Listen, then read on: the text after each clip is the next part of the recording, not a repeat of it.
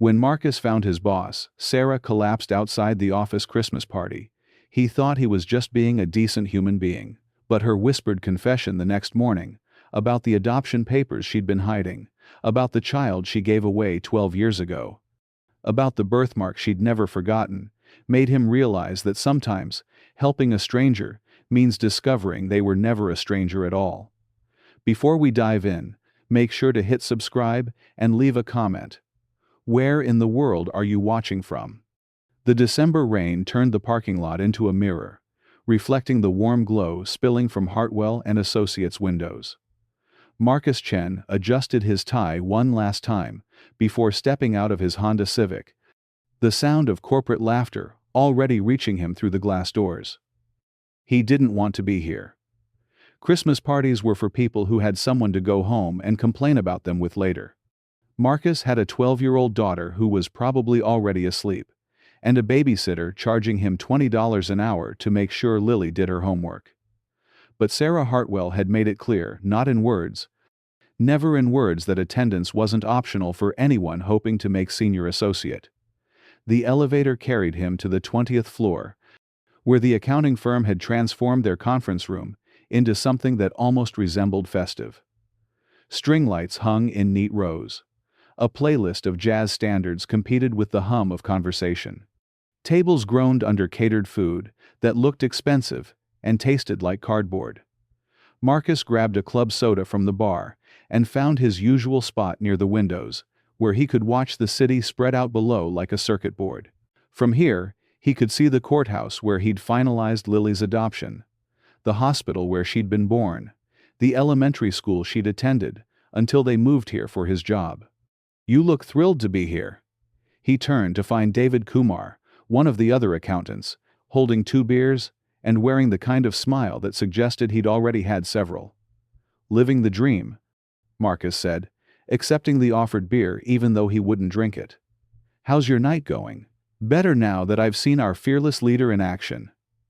David nodded toward the center of the room, where Sarah Hartwell was holding court near the dessert table. "She's been putting them away like the world's ending tomorrow." Marcus followed his gaze. Sarah stood with her back to them, gesturing animatedly while speaking to a cluster of junior associates. Even from this distance, he could see the way she swayed slightly, the careful precision of someone working hard to appear sober. She wore a black dress that probably cost more than Marcus made in a week, her dark hair pulled into the kind of effortless updo that took an hour to perfect. At 38, she was the youngest partner in the firm's history, brilliant and ruthless, and completely unapproachable. She was also, Marcus had noticed over the past 6 months, deeply unhappy. "Maybe someone should make sure she gets home okay," Marcus said. David snorted. "You volunteering? Good luck. Ice Queen doesn't accept help from anyone." The nickname wasn't entirely fair. Marcus had seen glimpses of something else beneath Sarah's professional armor moments, when she thought no one was watching, when her careful mask slipped just enough to reveal something vulnerable underneath. Like now, as she excused herself from the group and headed toward the bar with the determined stride of someone who'd already had too much but wasn't finished. Marcus watched her order another wine, watched her ignore the bartender's slight hesitation, watched her turn back toward the party with a smile that didn't quite reach her eyes. The night wore on. Colleagues drifted away in pairs and groups, calling Ubers and making plans for the weekend. The music grew louder to compensate for the thinning crowd. Sarah moved through it all like a ghost haunting her own party, never sitting, never still, always with a fresh drink in her hand. By 10:30, only a dozen people remained. By 11, it was half that. Marcus was getting ready to leave. Lily would be awake early for weekend plans with her best friend, when he noticed Sarah was no longer in the main room. He found her on the outdoor terrace, 20 floors above the city, leaning against the safety glass with both hands pressed flat against its surface. The December air was sharp enough to cut, and she wasn't wearing a coat. "Sarah?" She didn't turn around. "Party's not over yet." "Actually, I think it is." Marcus shrugged out of his suit jacket and draped it over her shoulders. She didn't protest, which told him more about her condition than her slightly slurred words had. "How much have you had to drink?" "Not enough." She finally turned to face him, and he saw that her carefully applied makeup had smudged slightly around her eyes. "Never enough." "Come on. Let me call you a car." "Don't need a car. Need." She gestured vaguely at the city below. "Need to figure out how to fix everything." "Everything like what?" Instead of answering, she laughed a sound with no humor in it. "You know what today is?" Marcus glanced at his watch. "December 15th. 12 years ago today, I made the worst decision of my life." Her voice was so quiet, he had to step closer to hear her. "Actually, no. That's not true. I made the only decision I could make, which somehow makes it worse." The wind picked up, sending her hair across her face. She made no move to fix it. "Sarah, you're drunk. Whatever you're thinking about, it'll look different in the morning." "Will it?" She turned those sharp green eyes on him, and for a moment, they were completely focused. "Do your mistakes look different in the morning, Marcus?" He thought about Lily's birth mother, 19, and scared and convinced she was doing the right thing. He thought about the promises he'd made, the papers he'd signed, the way he'd held his daughter for the first time in a hospital room that smelled like disinfectant and new beginnings. "Sometimes," he said. Sarah studied his face for a long moment, then nodded as if he'd passed some kind of test. "You have a daughter." It wasn't a question. He'd never talked about Lily at work, had learned early in his career to keep his personal life separate, but Sarah had a way of knowing things about her employees. "Yeah. How old?" 12. Something flickered across her expression, there and gone too quickly to interpret. "That's a good age. Old enough to have real conversations with, young enough to still think you know everything." "Some days." The wind was getting colder, and Marcus could see goosebumps on her arms despite his jacket. "We should go inside. I had a baby once," she said suddenly. 12 years ago. December 15th. The words hung in the air between them, sharp and fragile as ice. "Sarah, I was 26. Just started working at Morrison and Associates in Chicago. 70-hour weeks. Trying to prove I belonged.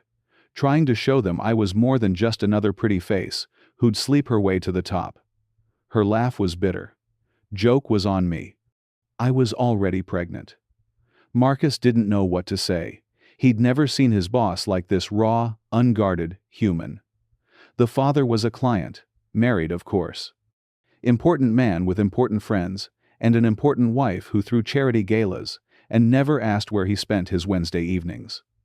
She wrapped his jacket tighter around herself.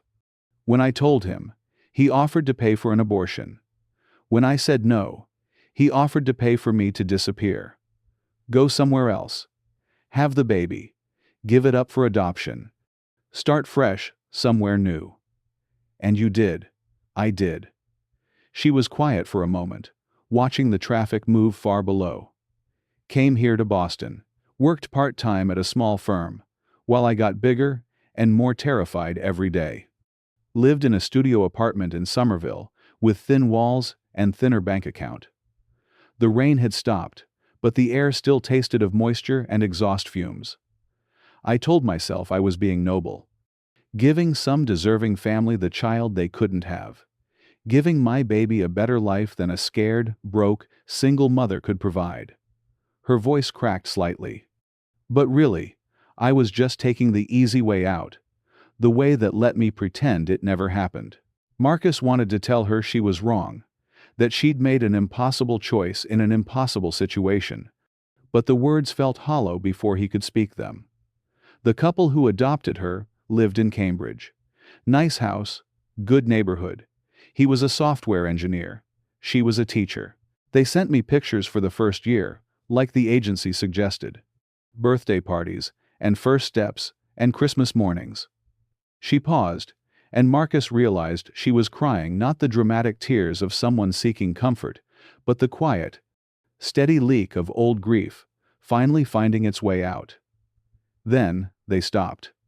The social worker said that was normal, that it was better for everyone if we made a clean break. Let the child bond completely with her new family. She wiped her eyes with the back of her hand. But I kept track anyway. Changed jobs twice to get closer to their neighborhood. Drove past their house sometimes, just to see if I could catch a glimpse of her playing in the yard. The wind carried the sound of sirens from somewhere in the city below. Marcus thought about all the emergencies happening right now, all the people whose lives were changing in ways they couldn't possibly understand yet. What was her name? He heard himself ask. Emily Rose. That's what I called her anyway. I don't know what her parents named her. Sarah's smile was small and sad. She had this birthmark on her shoulder, shaped like a crescent moon. The nurses said it would fade, but I hoped it wouldn't. Hoped she'd always have something that connected her to me, even if she never knew it. Marcus felt something cold settle in his stomach. Lily had a birthmark on her shoulder, faint but still visible, shaped like a crescent moon. But that was impossible. Coincidences like that didn't happen in real life. Sarah, I know it's pathetic, she continued, not seeming to hear him. Successful businesswoman stalking the family who adopted her baby. But I just wanted to know she was okay, that I'd made the right choice. She turned to face him fully, and in the light spilling from the office windows, Marcus could see something desperate in her eyes. Do you think I made the right choice, Marcus? He looked at this woman, his boss, his colleague, someone he'd worked alongside for months without really knowing, and felt the world tilt sideways. Because suddenly, he was seeing Sarah Hartwell not as the Ice Queen, not as the brilliant, untouchable partner, but as a 19-year-old girl holding her baby for the last time. And he was seeing himself, 12 years ago, standing in that same hospital, signing papers that would make him a father to someone else's child. I think, he said carefully, that you did what you thought was best at the time. That's all any of us can do. She nodded, but he could see, it wasn't the answer she'd been hoping for. We should go, he said again. I'll make sure you get home safe. This time she didn't argue. They gathered her purse and coat from inside, said goodbye to the remaining stragglers, and walked to the elevator in silence. In the parking garage, Marcus helped her into the passenger seat of his Honda, and programmed her address into his GPS. She lived in Back Bay, in one of those converted brownstones, with perfect feng shui, and probably a mortgage that cost more than most people's annual salaries. The drive passed in relative quiet, with Sarah staring out the window and Marcus trying to process everything she'd told him. It had to be a coincidence. Boston was full of adopted children. Birthmarks were common. The timing was just that timing. But as he pulled up outside her building, as he helped her to the door and made sure she got inside safely, Marcus couldn't shake the feeling that his carefully constructed life was about to change in ways he couldn't possibly imagine. He sat in his car for a long time after she disappeared into the building, rain starting to fall again on his windshield, the city lights blurring into abstract patterns. Tomorrow, he told himself, tomorrow he would put this conversation out of his mind. Go back to being Marcus the accountant and Sarah the boss. Pretend none of this had happened. But even as he drove home through the empty streets, past the courthouse and the hospital and the elementary school, Marcus knew that tomorrow would bring questions he wasn't ready to answer, because Lily had a crescent moon birthmark on her shoulder, and she'd been born in Boston 12 years ago. On December 15th, Marcus didn't sleep. He lay in his bed, staring at the ceiling fan's lazy rotation, listening to the old house settle around him. Every time he closed his eyes, he saw Sarah's face on the terrace, the way her carefully constructed mask had crumbled, revealing something raw and desperate underneath. December 15th. Crescent moon birthmark, Cambridge adoption. At 3 a.m., he gave up on sleep and padded down the hall to Lily's room. Her door was slightly ajar, the way she liked it, and he could see her silhouette under the comforter. 12 years old, and still small enough that she looked lost in her double bed, surrounded by the detritus of adolescence books and charging cables, and the stuffed elephant she pretended she'd outgrown. He pushed the door open just enough to step inside. Even in sleep, Lily looked like her mother. Not Sarah, her birth mother, whose name Marcus had never learned, whose face he'd seen only in a single photograph during the adoption process. The same delicate bone structure, the same dark hair that refused to behave, the same stubborn chin that showed up whenever Lily had made up her mind about something. Marcus sat carefully on the edge of her bed, watching her breathe. She'd been 3 days old when he first held her, wrinkled and red-faced and completely perfect. The social worker had warned him that bonding might take time, that adoptive parents sometimes struggled with immediate attachment. She'd been wrong. Marcus had looked into Lily's dark eyes and felt something fundamental shift inside his chest. Not love that would come later, growing stronger with each sleepless night, and first smile, and whispered, "Daddy," but recognition. The sudden, certain knowledge that this was his daughter, that he would protect her with his life, that everything before this moment had been preparation for becoming her father. Now, in the pre-dawn darkness, he found himself looking for resemblances he'd never noticed before. The shape of her nose, the curve of her eyebrows, the way her hair fell across her forehead. He'd never seen Sarah asleep, but he could imagine it. The same fierce concentration she brought to everything else, even in unconsciousness. Lily stirred, opening one eye to squint at him in the dim light from the hallway. "Dad? What time is it?" "Early. Go back to sleep." She pushed herself up on her elbows, suddenly more alert. "Are you okay? You look weird." Trust Lily to notice. She'd always been observant, even as a toddler. The kind of kid who picked up on adult conversations and asked uncomfortable questions at dinner parties. "I'm fine. Just couldn't sleep. Work stuff?" Something like that. She studied his face with the intensity she usually reserved for particularly challenging math problems. "Was your Christmas party awful?" "You said it would be awful." Marcus managed a smile. "It was pretty awful." "Did your boss make everyone do team-building exercises?" Emma's dad had to do trust falls at his company party. He said it was traumatizing. "No trust falls." He reached out to smooth her hair. "Go back to sleep, kiddo. We've got plans tomorrow, remember?" "Today," she corrected. "It's already Saturday." But she was settling back into her pillows, eyelids drooping. "Dad?" "Yeah? Do you ever wonder about her?" The question hit him like a physical blow. "About who?" "My birth mom." Lily's voice was getting drowsy again, but her words were clear. "I know I'm not supposed to ask, but sometimes I wonder what she's like. If she's happy, if she ever thinks about me." Marcus felt his throat tighten. They'd had versions of this conversation before he'd been careful to be age-appropriate, but honest about Lily's adoption. But tonight, it felt different. Loaded with possibility he didn't know how to navigate. "What makes you think about her tonight?" Lily shrugged against her pillow. "I don't know. Just one of those things, I guess. Like when you can't remember where you put something, but you can't stop thinking about it." She was quiet for a moment, and Marcus thought she'd fallen back asleep. Then she spoke again, so softly he almost missed it. "Do you think she was scared?" "Scared of what?" "Of having me. Of giving me away. Of wondering if she made the right choice." Marcus closed his eyes, seeing Sarah's face again. The desperate need for reassurance, for someone to tell her she hadn't destroyed 2 lives with one impossible decision. "Yeah," he said quietly. "I think she was probably very scared. But she did it anyway. She did it anyway." Lily was quiet again, breathing evening out as sleep reclaimed her.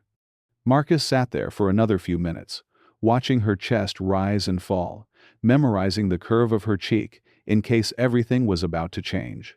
Because if Sarah was right, if the timing and the birthmark and the adoption agency were more than just coincidence, then Lily's birth mother hadn't just given her up and disappeared. She was 20 minutes away, in a Back Bay brownstone, probably lying awake, just like Marcus, wondering if she'd made the right choice 12 years ago. Finally, he stood and kissed Lily's forehead, breathing in the familiar smell of her shampoo and the laundry detergent he bought in bulk from Costco. "I love you, kiddo," he whispered. She mumbled something that might have been, "Love you too," and turned onto her side, pulling her comforter up to her chin. Marcus closed her door and walked back to his own room, but he didn't go to bed. Instead, he sat at his desk and opened his laptop, typing Hartwell Associates Sarah Hartwell into Google. The search returned dozens of results. Professional headshots from the company website. Articles about her promotion to partner. A few photos from charity events and business conferences. In all of them, she looked exactly like what she was: successful, confident, untouchable. But now, Marcus could see past the professional mask. Now he could see the careful way she held herself, as if afraid of taking up too much space. The smile that never quite reached her eyes. The subtle tension in her shoulders, like someone bracing for impact. He scrolled through images until he found one from a Boston Business Journal article about young entrepreneurs. Sarah, at maybe 30, standing in front of the Hartwell and Associates logo, wearing a navy suit and the kind of smile that suggested the photographer had told her to look approachable. Marcus stared at the photo for a long time, looking for Lily in Sarah's features. The nose was different. Sarah's was straighter, more patrician. The eyes were a different color. But there was something in the shape of her face, the way she carried her head, that reminded him of his daughter. Or maybe he was seeing what he wanted to see. Maybe the stress of the evening was making him paranoid, finding connections where none existed. His phone buzzed with a text message. For a moment, his heart jumped. Maybe it was Sarah, reaching out to apologize for her confession, to ask him to forget everything she'd said. But it was just his babysitter from last night, asking if he needed her again next weekend. Marcus closed the laptop and tried to make himself go to bed, but sleep still wouldn't come. Instead, he found himself thinking about the adoption process. Those anxious months of paperwork and interviews and waiting. He'd been 32, recently divorced, working as a junior accountant at a firm in Cambridge. The divorce had been amicable. He and Rebecca had simply grown apart, wanted different things, but it had left him feeling unmoored. Like he was drifting through life without any real purpose. The decision to adopt had surprised everyone, including himself. Single men didn't typically seek out infants, especially not single men with demanding careers and limited experience with children. But something about the idea had felt right, in a way nothing else had for years. The process had been exhaustive: background checks, home studies, interviews with social workers who asked probing questions about his motivations and readiness for parenthood. He'd been required to take parenting classes, to provide references, to undergo psychological evaluation. Through it all, he'd been clear about one thing. He wanted an open adoption, where he could maintain some connection with the birth mother. He'd thought it would be better for the child to know where they came from, to have answers to the inevitable questions about identity and belonging. But when the call came, a baby girl, born 3 days ago, birth mother requesting a closed adoption for the well-being of everyone involved. Marcus had said yes without hesitation. He'd never regretted that decision. But now, sitting in his bedroom at 4 a.m, he wondered what might have been different if he'd known Sarah's name back then. If he'd been able to tell her that her daughter was safe and loved and growing into an amazing young woman. If he'd been able to tell her that she'd made the right choice.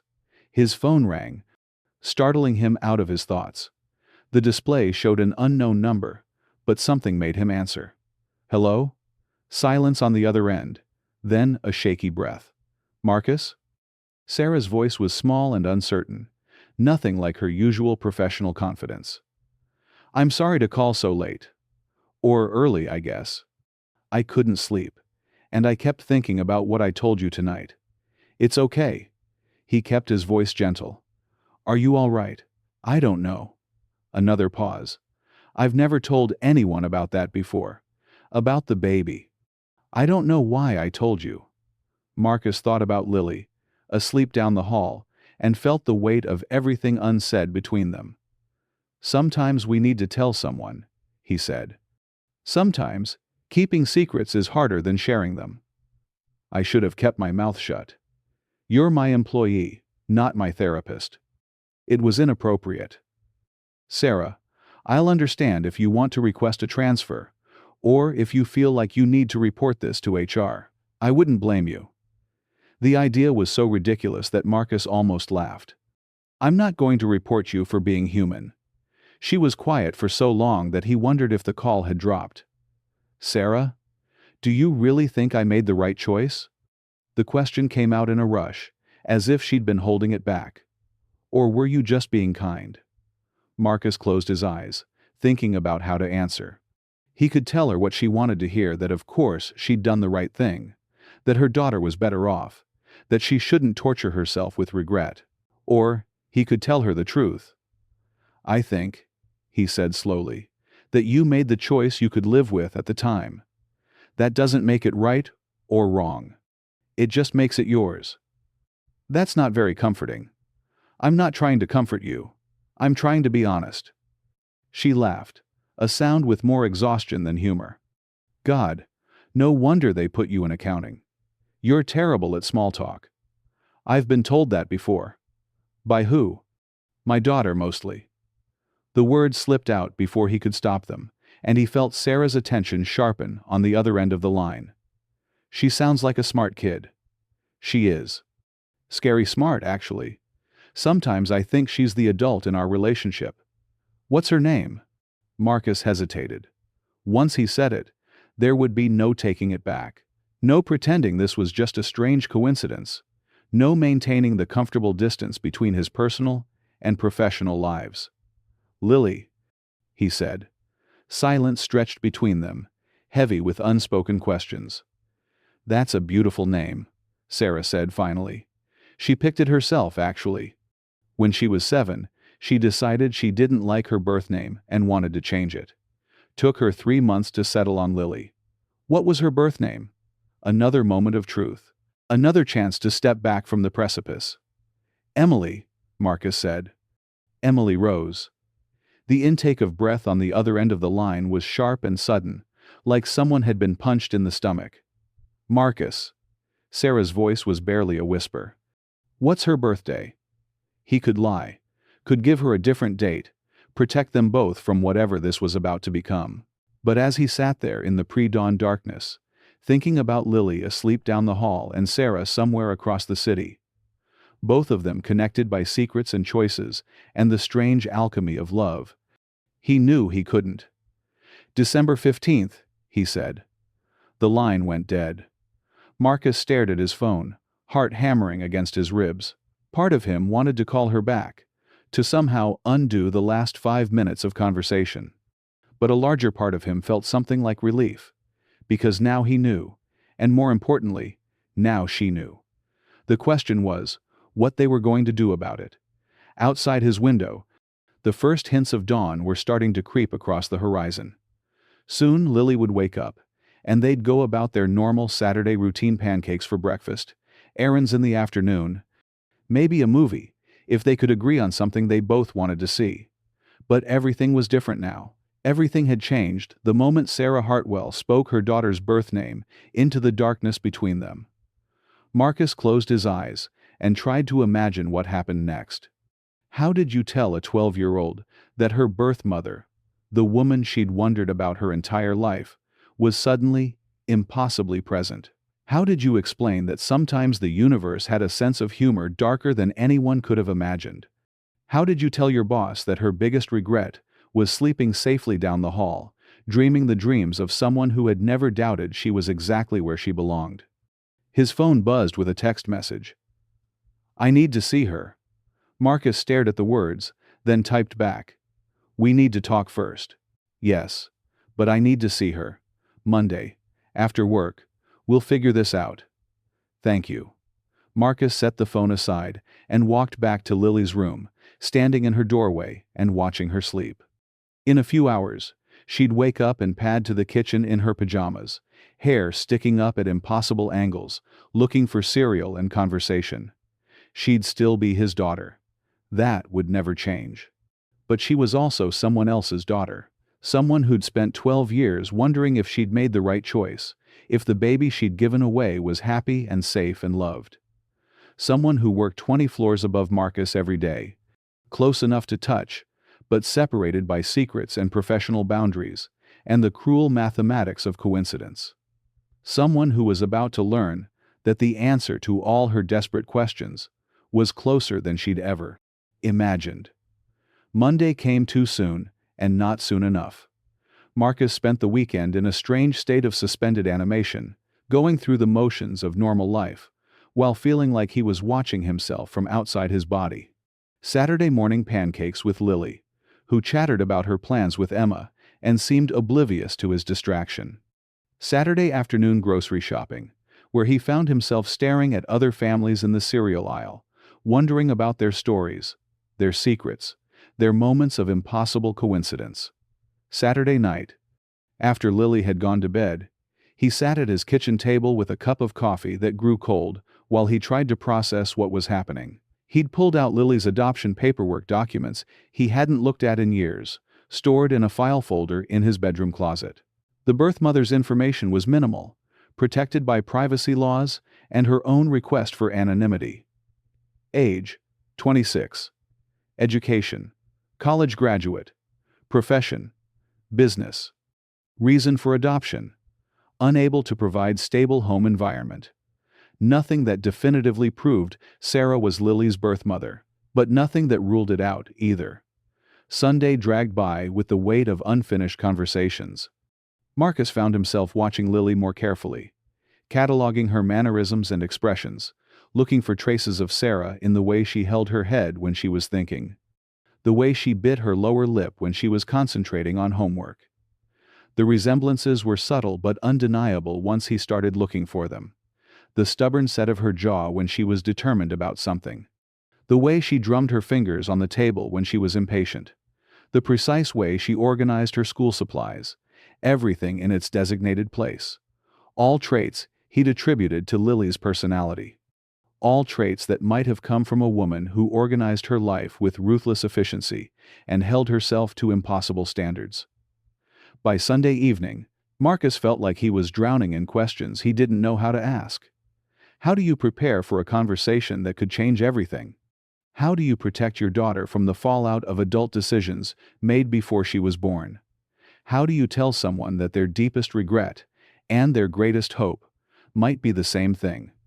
Monday morning arrived gray and bitter cold, the kind of December day that made Boston feel like the edge of the world. Marcus dropped Lily off at school with their usual routine kiss on the forehead, reminder about after-school pickup, the automatic "I love you" exchanged like a protective charm. But this morning, he found himself holding on to the moment a little longer, watching her disappear into the building with her backpack and her confident stride, the way she'd learned to move through the world like she belonged exactly where she was. The drive to work felt surreal. Marcus had made this same commute hundreds of times, but today, the familiar streets seemed charged with significance. Every red light, every turn, brought him closer to a conversation that would either change everything or reveal that he'd been imagining connections that didn't exist. At the office, he went through the motions of his morning routine. Email, coffee, review of the quarterly reports that were due by the end of the week. But his eyes kept drifting to the elevator bank, waiting for Sarah to arrive. She was late, which was unusual. Sarah Hartwell was many things, but tardy wasn't one of them.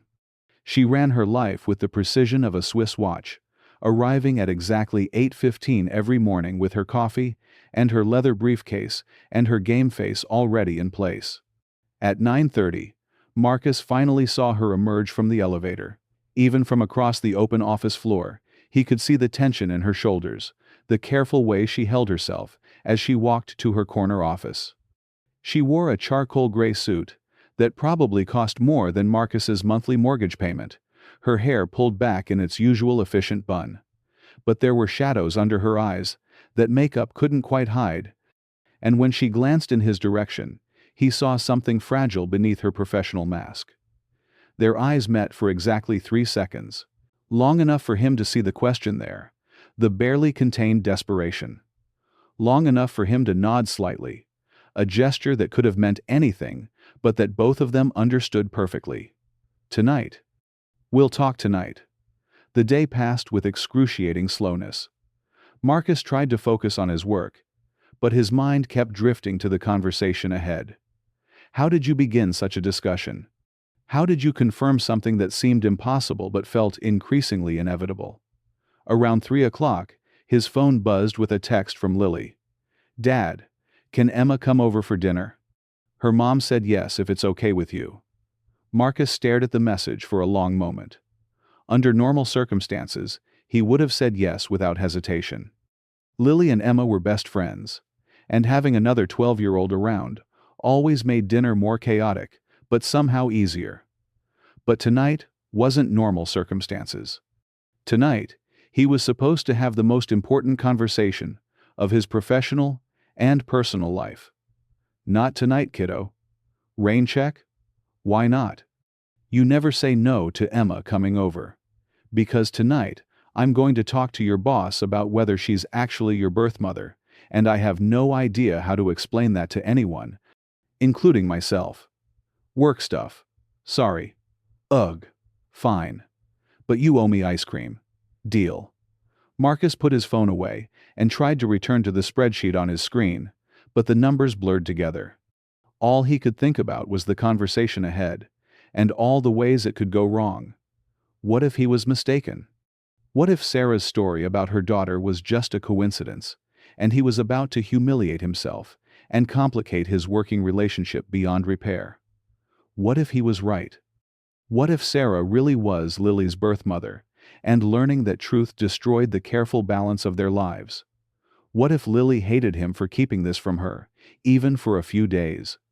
What if Sarah decided she wanted to be part of Lily's life in ways that Marcus wasn't prepared for? What if she decided she didn't? By 5 o'clock, most of the office had cleared out. Marcus watched his colleagues gather their coats and bags, making plans for dinner and evening commitments, heading home to families and lives that made sense. He stayed at his desk, pretending to work on year-end reports, while the office grew quiet around him. Finally, at 5:30, he saw Sarah emerge from her office, briefcase in hand. She walked over to his cubicle with the measured steps of someone approaching the gallows. "Ready?" she asked quietly. Marcus saved his work and shut down his computer. "There's a coffee shop around the corner. Neutral territory." Sarah nodded, but he could see the tremor in her hands as she adjusted her purse strap. The December evening was sharp and clear, their breath visible in small puffs as they walked the 2 blocks to grind coffee. It was the kind of place that tried to be everything to everyone. Artisanal drinks for the hipsters, free Wi-Fi for the laptop crowd, comfortable chairs for people who needed to have difficult conversations. They found a table in the back corner, away from the evening rush of commuters grabbing their caffeine fixes. Sarah ordered a tea she didn't drink. Marcus got coffee he didn't want. For a few minutes, they sat in silence, the weight of everything unsaid pressing down between them. Finally, Sarah spoke. "I've been thinking about this all weekend." "Me too. I could be wrong. It could all be coincidence. Boston's a big city. Lots of adopted children born in December." "It could be," Marcus agreed. "But you don't think it is, do you?" Sarah wrapped her hands around her tea mug, seeking warmth she couldn't find. "Friday night, when I told you about the adoption, I thought I was just drunk and feeling sorry for myself. But when you said her name, her birth name, I felt like the world stopped spinning." Marcus nodded. "I know the feeling. Tell me about her." The words came out rushed, as if Sarah had been holding them back. "Tell me about Lily. Where did he even begin? How did you summarize 12 years of bedtime stories, and scraped knees and parent-teacher conferences, and the gradual, miraculous process of watching someone become themselves?" "She's brilliant," he said finally. "Not just smart, brilliant. She reads 3 grade levels above her age, and she has this way of seeing patterns that other people miss. She wants to be a marine biologist when she grows up, but last month she was convinced she wanted to be a lawyer because she likes arguing." Sarah's smile was small but genuine. What else? She's stubborn. When she makes up her mind about something, there's no changing it. She spent 6 months saving her allowance to buy a bike that was exactly the right shade of blue, even though there were perfectly good bikes available for half the price. Marcus found himself relaxing slightly. Talking about Lily always did that to him. She has strong opinions about everything. Pizza toppings, homework policies, social justice. She wrote a letter to the mayor last year about improving bike lanes in our neighborhood. Did he write back? And yes, she did. Lily framed the response and hung it on her bedroom wall. Sarah laughed, a sound with real warmth in it. She sounds wonderful. She is. She's funny and kind and completely fearless when it comes to standing up for what she believes in. She's the best person I know. The words hung between them, and Marcus saw something shift in Sarah's expression. A kind of desperate hunger, as if she was trying to memorize everything he'd told her. Does she? Sarah's voice caught slightly. Does she ever ask about me? About her birth mother? Marcus thought about Lily's question from Saturday night, the wondering in her voice as she asked if her birth mother had been scared. Sometimes. She knows she's adopted. I've always been honest about that. She asks questions occasionally, but she's never seemed unhappy about not knowing details. That's good. That's what I hoped. They sat in silence for a moment, watching the coffee shop's evening crowd ebb and flow around them. I need to ask you something, Sarah said finally. And I need you to be completely honest with me. Marcus braced himself. Okay. If it turns out I'm right, if I really am her birth mother, what happens next? It was the question Marcus had been dreading, the one he didn't have a good answer for. I don't know, he said, honestly. I've never been in this situation before. But you're her father. You get to decide. Actually, I think Lily gets to decide. She's old enough to understand what this means, old enough to have opinions about what she wants. Sarah's face went pale. What if she doesn't want to know me? What if she does? I don't know how to be someone's mother. I gave up that right 12 years ago. You didn't give up anything, Marcus said firmly. You made a choice. There's a difference. Is there? Marcus thought about all the ways he'd learned to be Lily's father. The mistakes he'd made, the moments of panic when he was certain he was doing everything wrong, the gradual realization that love was more important than perfection. Being a parent isn't about rights, he said. It's about showing up. It's about being present for the small moments and the big ones. It's about putting someone else's needs before your own, even when it's hard. I don't know if I can do that. You won't know unless you try. Sarah was quiet for a long time, staring into her untouched tea. Finally, she looked up at him with eyes that were bright with unshed tears. I want to see her, she said. Even if it's just once. Even if she never wants to see me again after that. I need to know that she's okay. That she's happy. Marcus felt his heart rate pick up. This was it, the moment where theory became reality, where carefully controlled lives collided with messy human truth. We'd have to tell her first. About you, about the connection. She deserves to know what she's walking into. Of course. And it would have to be on her terms. If she says no, or if she changes her mind, we respect that. I understand. And nothing changes with work. Whatever happens personally, we still have to function professionally. Sarah nodded. Agreed. Marcus took a deep breath, feeling like he was about to jump off a cliff with no idea where he'd land. Okay, he said. Let me talk to her tonight, figure out how to explain this, and then we'll see what happens. Thank you. Sarah's voice was barely a whisper. I know this is asking a lot. I know you don't owe me anything. It's not about owing, Marcus said. It's about doing what's right for Lily. They finished their drinks in relative silence, both lost in their own thoughts about what came next. Finally, Sarah gathered her coat and purse, preparing to leave. Marcus? She paused at the edge of their table. What's she like? When she's happy, I mean. What makes her laugh? Marcus smiled, thinking of Lily's infectious giggle, the way she threw her head back when something really struck her as funny. Bad puns, he said. The worse, the better. And cat videos.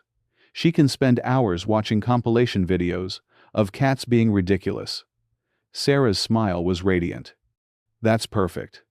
That's absolutely perfect. She left then, walking out into the December evening, with her shoulders squared and her head high. But Marcus could see the difference in her posture, the way she moved like someone carrying hope instead of regret. He sat alone at the table for a few more minutes, trying to prepare himself for the conversation ahead. How did you tell your 12-year-old daughter that the woman she'd wondered about her entire life worked in the same building as her father? How did you explain that sometimes the universe conspired to make the impossible feel inevitable? How did you protect someone you loved from the potential fallout of their own deepest wishes coming true? Marcus finished his coffee and headed home, where Lily was waiting with homework questions and stories about her day, and no idea that her world was about to change in ways none of them could possibly predict. Marcus found Lily at the kitchen table, surrounded by the organized chaos of 7th grade homework, math worksheets, a half-finished essay about climate change, her laptop open to a research page about ocean acidification. She looked up when he walked in, pencil still poised over her algebra problems. "You're late," she said, but without accusation. It was just an observation, the way she might note that it was raining, or that they were out of milk. Work ran long. Marcus hung his coat on the back of a chair and looked at the takeout containers on the counter. "Chinese food? I got hungry. Hope that's okay." "Of course it's okay." He ruffled her hair as he passed, grateful for the normalcy of the moment. "How was school?" "Emma thinks Tyler Morrison likes me, which is gross because Tyler Morrison picks his nose in social studies. And Mrs. Patterson assigned another group project, which means I'll end up doing all the work while my partners contribute nothing useful." Lily didn't look up from her math. "Also, I think I want to change my marine biology focus to coral reef restoration. Did you know that ocean temperatures have risen by almost 2 degrees in the last century?" Marcus listened to her chatter while he served himself lo mein from the carton, marveling at the way she could move seamlessly from social drama to academic complaints to existential concerns about the planet's future. This was his daughter, brilliant, passionate, completely herself. In a few minutes, he was going to turn her world upside down. "Dad?" Lily was looking at him now, her dark eyes sharp with concern. "You're being weird again. What's wrong?" Marcus set down his fork and really looked at her. 12 years old, and already taller than she'd been last month, growing into herself with the awkward grace of early adolescence. Her hair was pulled back in a messy ponytail, and she wore the oversized sweater she'd declared her favorite last week. She looked so young, but Marcus knew that appearance was deceiving. Lily had always been an old soul, comfortable with adult conversations and complex ideas. "I need to tell you something," he said. "Something important." Lily's entire demeanor shifted. She set down her pencil and gave him her full attention, the way she did when she sensed that adult business was about to intrude on her carefully ordered world. "Are you sick?" she asked quietly. "No, kiddo, nothing like that." Marcus pulled out the chair next to her and sat down. "It's about work. About my boss, actually." "The Ice Queen? What about her?" Marcus winced at the nickname. "Her name is Sarah. And she's not as icy as people think." "Did you get fired? Because if you got fired, we'll figure it out. I can get a job walking dogs or something." The matter-of-fact way she said it, the immediate leap to problem-solving mode, made Marcus's chest tight with love and pride. "I didn't get fired, but Sarah and I had a conversation, and I learned something that, well, it affects you too." Lily tilted her head, studying his face with the intensity she usually reserved for particularly challenging homework problems. "What kind of something?" "Who have to gren?" Marcus took a deep breath, searching for the right words. They'd talked about her adoption before, but always in theoretical terms. The loving couple who couldn't have children. The brave young woman who'd made a difficult choice. The way families could be formed through love rather than biology. But they'd never talked about it being real. About the birth mother being a person with a name and a job and a corner office 20 floors above Marcus's cubicle. You know how we've talked about your birth mother? About how she was young and scared and wanted to make sure you had the best life possible.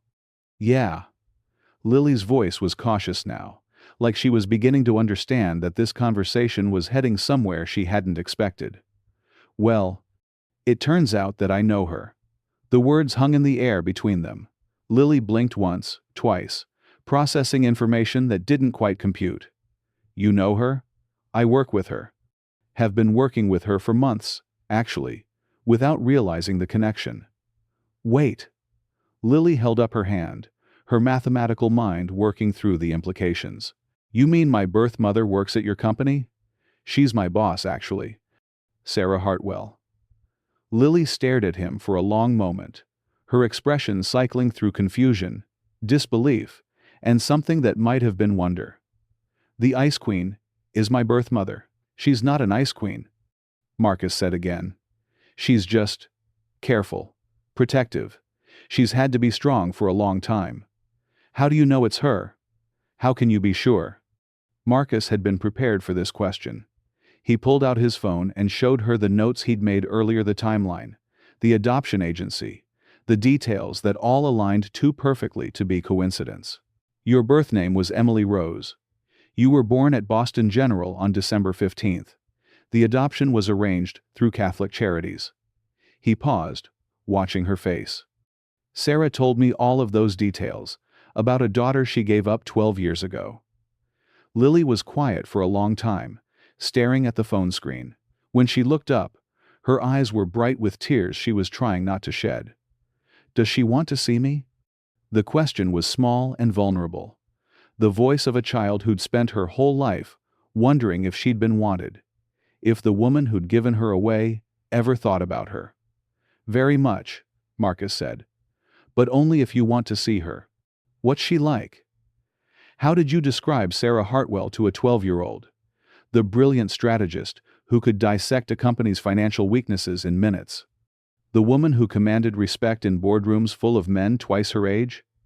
The person who'd spent 12 years wondering if she'd made the right choice? She's smart, really smart, like you. She's successful and driven, and she works harder than anyone I know. Marcus paused, thinking about Sarah on the terrace, raw and vulnerable in the December wind. But I think she's also lonely. I think she's spent a long time wondering about you. Does she know about me? About who I am now, I mean. I told her a little bit. About how brilliant you are. About your marine biology plans. About your letter to the mayor. Marcus smiled. She seemed proud. That broke something loose in Lily's careful composure. The tears she'd been holding back spilled over, and Marcus pulled her into a hug that smelled like her strawberry shampoo and the vanilla candle she'd been burning while doing homework. I'm scared, she whispered against his shoulder. Of what? What if she doesn't like me? What if I'm not what she expected? Marcus held her tighter, thinking about all the ways love could surprise you, all the forms it could take. Lily, listen to me. You are extraordinary. You're kind and funny and brilliant and brave. If she doesn't see that, then that's her loss, not yours. But what if I don't like her? Then that's okay too. You don't owe her anything just because she's your birth mother. This is about what you want, what feels right to you.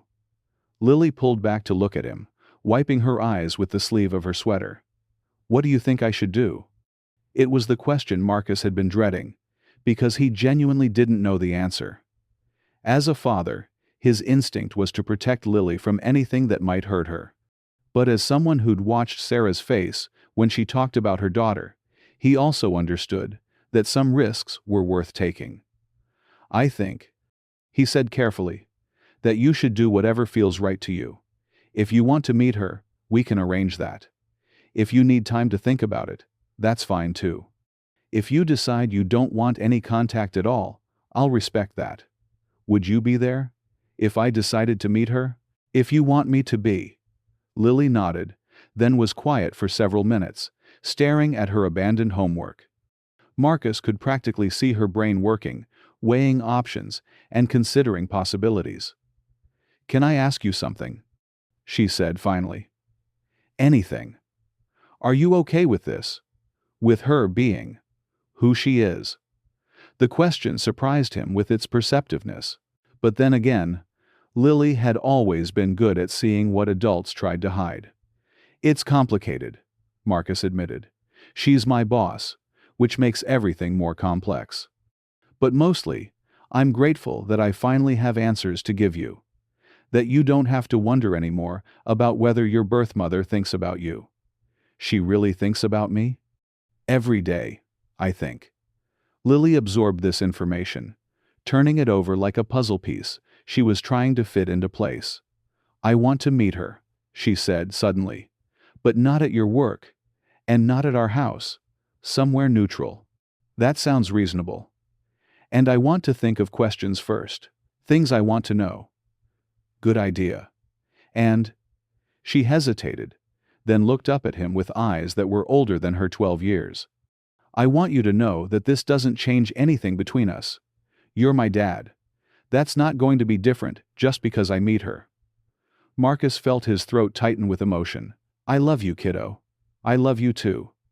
She reached over and squeezed his hand. "Even if you do make terrible small talk at work parties." Marcus laughed, the sound coming out shaky with relief. "How do you even know about that?" Emma's mom told her that accounting people are notoriously bad at social interaction. It's like a known fact. "Great. My reputation precedes me." Lily grinned. And for a moment, she looked like the carefree kid she'd been an hour ago, before the adult world intruded with its complicated truths and impossible coincidences. But then, her expression grew serious again. "Dad, what if this changes things at your work? What if it makes everything weird between you and her?" It was a fair question, and one Marcus had been trying not to think about. How did you maintain professional boundaries with someone who'd given birth to your daughter? How did you separate personal feelings from quarterly reports and budget meetings? "We'll figure it out," he said. "Adults are good at compartmentalizing when they need to." Are they? Marcus thought about Sarah's face in the coffee shop. The desperate hope in her eyes when she'd asked about Lily. "Will have to be." They finished dinner while Lily peppered him with practical questions. Where would they meet? When? What should she wear? Could she bring a friend for moral support? No, Marcus explained gently. This needed to be just between the three of them. At least initially. After Lily went to bed, Marcus sat at his kitchen table with his laptop and a cup of coffee that had grown cold while he stared at the screen. He'd started an email to Sarah 3 times. But each attempt felt wrong, too formal, too casual, too loaded with implications he wasn't ready to explore. Finally, he gave up on email and sent a text instead. "She wants to meet you. Saturday afternoon. Somewhere public. She needs time to prepare questions." The response came back within minutes. "Thank you. For everything." Marcus stared at the message for a long time, trying to imagine what Saturday would bring. 3 people connected by choices made 12 years ago, by paperwork and legal proceedings, and the strange alchemy of love that could bind strangers together across time and distance. He thought about Lily upstairs, probably lying awake and thinking about what it would be like to finally meet the woman who'd given her life. He thought about Sarah in her Back Bay brownstone, maybe standing at her window and looking out at the city lights, wondering if she was about to get a second chance at something she'd thought was lost forever. And he thought about himself, caught in the middle of something that felt both inevitable and impossible, trying to protect the people he cared about, while navigating emotional territory he'd never imagined existing. In 3 days, they would all sit down together and try to figure out what family meant when it was built on secrets and sacrifices, and the kind of coincidences that made you believe in something larger than yourself. Marcus finished his coffee and headed upstairs, where Lily's light was still on, and he could hear her moving around her room, probably organizing her thoughts, the way she organized everything else in her life, making lists and preparing strategies for a conversation that would either answer 12 years of questions or create 12 years more. Either way, they would face it together. All three of them, connected by choices they'd made and choices that had been made for them, trying to build something new from the pieces of what had come before. Saturday arrived, wrapped in the kind of crisp December sunshine that made Boston look like a postcard. Marcus had barely slept, and from the sounds of movement in Lily's room since dawn, neither had she. They'd chosen the Boston Public Garden for the meeting neutral territory, public enough to feel safe, beautiful enough to soften the edges of what promised to be an emotionally charged conversation. Marcus had suggested the bench near the lagoon, where families fed ducks in warmer weather, and where the winter light would be kind to all of them. Lily had spent the week preparing with the methodical intensity she brought to everything important.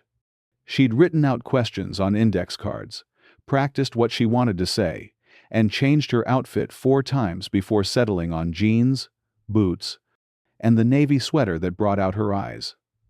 "Do I look okay?" she asked for the 3rd time as they walked through the garden gates. "You look perfect," Marcus said, and meant it. "Remember, this is just a conversation. No pressure, no expectations. If you want to leave at any point, we leave." "I know." Lily's voice was steady, but Marcus could see her hands trembling slightly as she adjusted her purse strap. "I'm nervous, but I want to do this." "That's very brave. Or very stupid. Sometimes they're the same thing." They found the bench easily enough. Sarah was already there, sitting with perfect posture, and staring out at the empty lagoon. She wore a cream-colored coat that probably cost more than Marcus's monthly salary, but her usual armor of professional confidence seemed to have deserted her. Even from a distance, he could see the tension in her shoulders, the way she gripped her purse like a lifeline. When she saw them approaching, she stood up so quickly that she nearly dropped her coffee cup. For a moment, all three of them simply stood there, forming a triangle of uncertainty on the garden path. Marcus felt like he was watching a movie of someone else's life. The successful executive, the nervous father, the brave 12-year-old, about to meet the woman who'd given her life. Sarah's eyes were fixed on Lily, with an intensity that bordered on hunger. Marcus watched her take in every detail: Lily's height, her dark hair, the way she carried herself with quiet confidence. When her gaze found the small section of Lily's neck visible above her sweater collar, where the crescent moon birthmark was just barely visible, Sarah's breath caught audibly.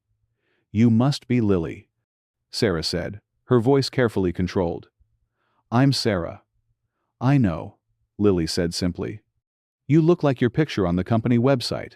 Sarah laughed, a sound with more nerves than humor. "Not my most flattering photo. Dad says you're really smart. He says you're the youngest partner in your firm's history. Your dad is very kind." Sarah glanced at Marcus, then back at Lily. "He also tells me you want to be a marine biologist. Coral reef restoration, specifically. Did you know that coral reefs support 25% of all marine species, but cover less than 1% of ocean floor area?" Marcus saw Sarah's expression soften, the professional mask slipping to reveal something warmer underneath. "I didn't know that. That's fascinating.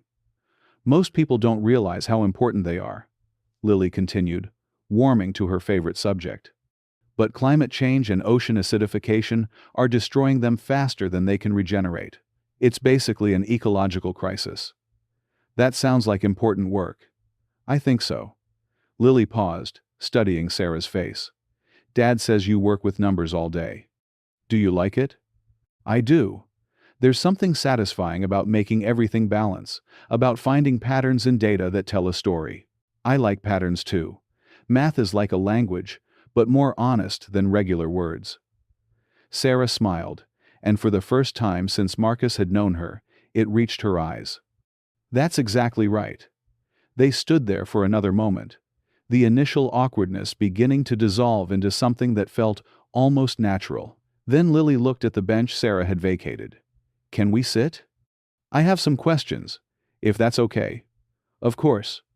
They arranged themselves carefully, Lily in the middle, Marcus and Sarah on either side, close enough to talk quietly, but far enough apart to maintain emotional distance.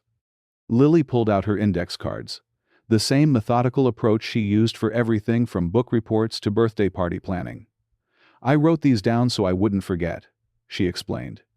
Some of them might be hard to answer. That's okay, Sarah said. I'll answer whatever I can. Lily looked at her first card. Why did you give me up? The question was direct, without judgment or accusation. Just a 12-year-old seeking information about the most fundamental choice that had shaped her life. Sarah was quiet for a long moment, staring out at the lagoon where a few hardy ducks were paddling despite the cold. I was 26, but I felt much younger, she said finally. I'd just started working at a big firm in Chicago, trying to prove myself in a field that didn't have many women. I was working 70-hour weeks, living in a studio apartment, barely making enough money to cover rent and student loans. She paused, choosing her words carefully. When I found out I was pregnant, I knew I had two choices. I could try to raise you while working impossible hours and struggling financially, or I could find a family who could give you everything I couldn't. Sarah looked at Lily directly. I chose what I thought would be better for you, not what was easier for me. Was it hard? It was the hardest thing I'd ever done. The hardest thing I've ever done. Do you regret it? Another pause, longer this time. Marcus found himself holding his breath. I regret that I wasn't in a position to raise you myself, Sarah said carefully. But I don't regret making sure you had a good life with someone who could love you the way you deserved. Lily nodded. Processing this information, with the same serious consideration she gave to complex math problems. Did you ever think about me? After? Every day. The words came out without hesitation.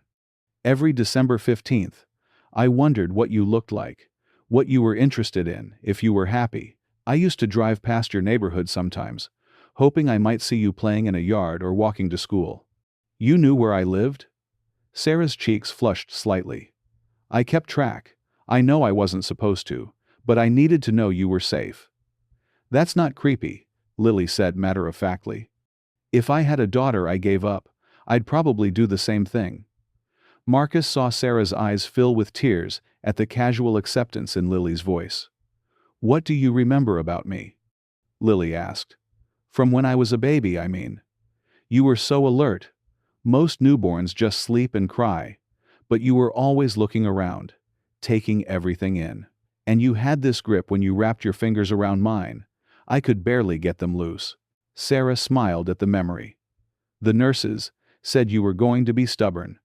I am stubborn, Lily agreed. Dad says it's my worst and best quality. What else do you want to know? Lily consulted her cards again. Are you married?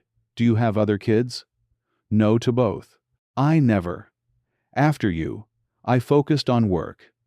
I told myself I was too busy for relationships, but really, I think I was scared. Scared of what? Of caring about someone, and then losing them. Of making another choice I might regret. Lily absorbed this with the gravity of someone much older than 12. Then she asked the question Marcus had been dreading. Do you want to be my mom now? The silence stretched between them, loaded with years of wondering and hoping, and carefully constructed walls. I don't know what that would mean, Sarah said honestly. I don't know how to be someone's mother. I gave up that chance when I signed the adoption papers. But if you could? If there was a way? Sarah looked at Lily, really looked at her, taking in her intelligence and her directness, and the quiet strength that reminded Marcus so much of Sarah herself. I would want to know you, she said finally. I would want to be part of your life, if you'd let me. Not as your mother, that's your dad's role, and he's done an incredible job, but as someone who cares about you, someone who's proud of who you've become. Like a friend? Like family. A different kind of family than what you have with your dad, but family nonetheless. Lily nodded slowly, then looked at Marcus. What do you think, Dad? Marcus felt the weight of the moment, the way their entire future balanced on his response. He thought about Lily's questions over the years, her wondering about the woman who'd given her life. He thought about Sarah's desperation on the office terrace, the 12 years of regret and hope she'd carried alone. "I think," he said carefully, "that family doesn't have to look like what other people expect. I think it can be whatever works for the people involved. So we could try? Like, start small and see what happens?" "If that's what you want." Lily turned back to Sarah. "Would you want to have dinner sometime? Like, at our house? Dad makes terrible spaghetti, but he's really good at takeout." Sarah laughed, and this time the sound was full of joy instead of nerves. "I would love that." "Cool." Lily tucked her index cards back into her purse. "Can I ask you one more thing?" "Anything." "What was my father like?" "My birth father, I mean." The question hit Sarah like a physical blow. Marcus saw her carefully constructed composure crack, revealing something raw and painful underneath. "He was." Sarah paused, clearly struggling. "He was charming and intelligent, and completely unavailable. He was someone who made promises he couldn't keep." "Was he nice to you?" "At first. But when things got complicated, he wasn't brave enough to handle it." Lily considered this information with the same serious attention she'd given everything else. "Well, that's his loss. Because Dad's brave enough for anything." Marcus felt his chest tighten with love and pride. This extraordinary girl, who'd just met her birth mother and handled it with more grace than most adults could manage, who understood instinctively that families were built on more than biology. "You're right," Sarah said softly. "That is his loss." They sat in comfortable silence for a few minutes, watching the winter light play across the lagoon. A jogger passed by, followed by an elderly couple walking a small dog, life continuing around them while their own world quietly rearranged itself. "I should probably go," Sarah said finally. "This has been more than I hoped for." "Me too," Lily said. "But good more. Not bad more." They stood up together, the triangle from earlier reformed but somehow more stable now. Sarah looked at Lily with an expression Marcus couldn't quite read: gratitude and wonder, and something that might have been the beginning of love. "Thank you," she said, "for being willing to meet me. For being so kind." "Thank you for giving me to Dad," Lily replied simply. "And for letting me find you now." Sarah's composure finally cracked completely. She pressed her hand to her mouth, tears spilling over despite her attempts to maintain control. "I'm sorry," she managed. "I don't usually—" "It's okay," Lily interrupted. "Dad cries at Hallmark commercials. Sometimes, emotions are bigger than containers." Sarah laughed through her tears, and Marcus saw her look at Lily with something close to awe. "You're remarkable," she whispered. "I know," Lily said with characteristic confidence. "Dad tells me all the time." They parted ways at the garden entrance, Sarah heading toward Back Bay, and Marcus and Lily walking toward their car. For the first few blocks, they didn't speak, both processing what had just happened. Finally, Lily broke the silence. "She's not what I expected." "What did you expect?" "I don't know. Someone colder maybe. More like the Ice Queen everyone talks about." Lily kicked at a pile of leaves. She seemed sad. "She's been carrying a lot of regret for a long time. Do you think she'll be happier now?" Marcus thought about Sarah's face when Lily had thanked her, the way years of carefully controlled emotion had finally found an outlet. "I think so. I think you both will be. What about you? What about me? Are you okay with this? With her being, I don't know, part of our lives now?" It was a fair question, and one Marcus had been wrestling with all week. His professional relationship with Sarah was about to become impossibly complicated. His role as Lily's father was about to expand to include someone else's need for connection and forgiveness. But as he thought about the conversation they'd just had, about Lily's questions and Sarah's answers, and the careful way they'd begun to build something new from the pieces of what had come before, Marcus realized he wasn't scared anymore. "I think it's going to be okay," he said. Different, but okay.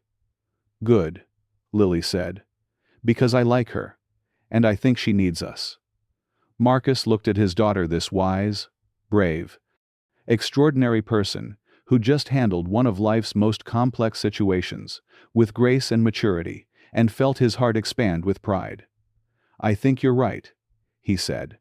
They drove home through the winter afternoon, the radio playing softly, and the city moving past their windows. At a red light, Marcus glanced in the rearview mirror and saw Lily staring out the window with a small smile on her face. "What are you thinking about?" he asked. It's weird, you know. This morning I didn't have a birth mother, and now I do. Like, she has a name and a job, and she knows who I am. How does that feel?" Lily was quiet for a moment, considering. "Complete," she said finally.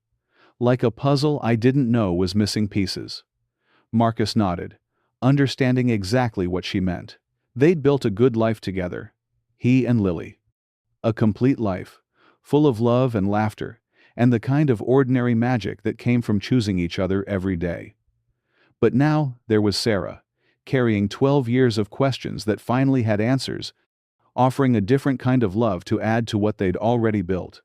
It wouldn't be simple. It would require navigation and boundaries, and probably more than a few difficult conversations. But as Marcus pulled into their driveway and watched Lily bound up the front steps, already planning the dinner menu for Sarah's first visit, he realized that the best kinds of families were rarely simple. They were complicated and messy, and built on choices that couldn't be undone. They were created through love and loss, and the strange alchemy of human connection that could turn strangers into something deeper than blood. And sometimes, if you were very lucky, they grew in ways you never saw coming, expanding to include people you'd never expected to love, but couldn't imagine living without. If you enjoy this story, I want you to click the subscribe button